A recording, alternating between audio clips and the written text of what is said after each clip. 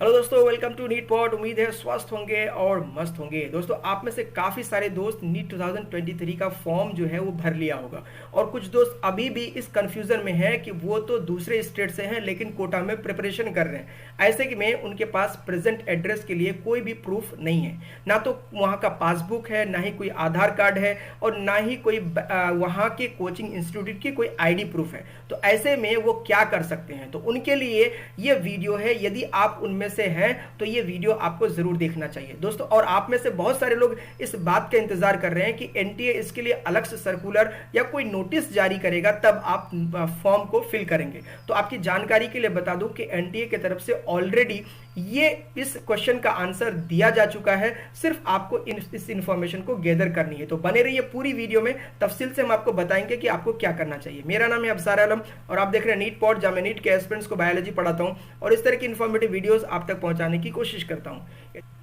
यदि चैनल पे नए हैं तो प्लीज चैनल को जरूर सब्सक्राइब कीजिएगा। तो आइए शुरू कर दोस्तों। जैसे कि आप देख सकते हैं कि मैं एनटीए के वेबसाइट पे हूं। यहाँ पे अगर आप देखेंगे तो पहला है पब्लिक नोटिस, दूसरा है न्यूज इवेंट्स और उसके बाद यहाँ पे ऊपर वाले टैब में देखेंगे तो एफएक्यू यानी फ्रिक्वेंटली आस्क्ड क्वेश्चंस है।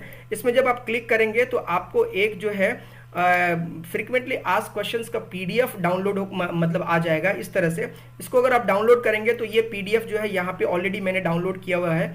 अगर आप देखेंगे इस पीडीएफ को सेक्शन 5 में, तो सेक्शन 5 है क्वेरीज रिगार्डिंग एड्रेस प्रूफ। जी हाँ, जैसे क्वेरी पहला जनरेट किया गया, I am a permanent resident of Bihar stated now studying in Kota for preparation, what document can be uploaded as a proof of present address and permanent address. तो यहाँ पे देखिए रिप्लाई में bank passport for permanent address, candidate can upload Aadhaar card, present address, domicile, तो ये सारा दिया हुआ है। उसके अलावा भी अगर आपको डाउट है कि आपके पास ना तो I do not have any document for proof of present address, can I make an affidavit for this.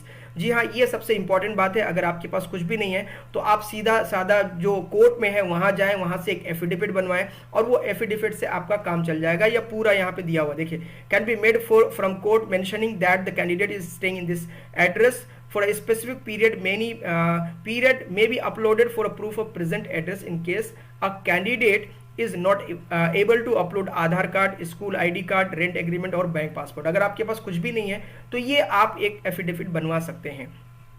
तो ये आप एक यहाँ से बनवा सकते हैं। उसके अलावा एक इंपॉर्टेंट बात यह है कि यदि यानी जो my permanent and present address are same, do I need to upload same document twice? नहीं, अगर आप सेम है तो एक ही डॉक्यूमेंट करेंगे।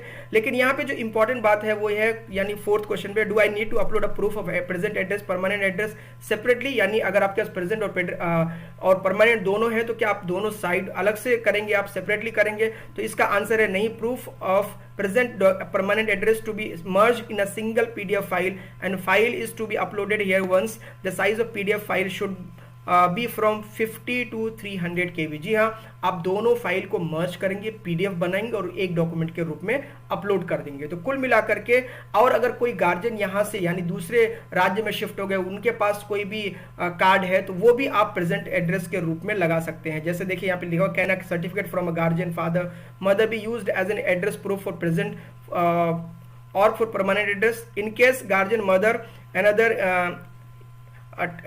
father got transferred in another city and candidate is staying with him or her, then certificate from guardian mother can be used as an address proof for present or for present address। जी हाँ, present address के रूप में आप इस्तेमाल कर सकते हैं। तो जो मेन डाउट था आपका कि क्या आप दूसरे शहर में रहते हैं तो उस अवस्था में क्या करना चाहिए, तो ये एड्रेस आपको मिल गया है। यानी एक तरीके से आपको ऑथेंटिक डेटा जो है वो एनटीए ने पहले से ही प्रोवाइड करके रखा है। अगर अभी तक आपने फॉर्म नहीं भरा है तो आप फॉर्म भर दीजिए और इस तरह की आप जो है एक एफिडेविट बना सकते हैं। तो दोस्तों, उम्मीद है कि ये इन्फॉर्मेशन आप तक पहुंच गई होगी। यदि चैनल पे पहली बार आए हैं तो जरूर सब्सक्राइब कीजिएगा। मिलते हैं अगले वीडियो में।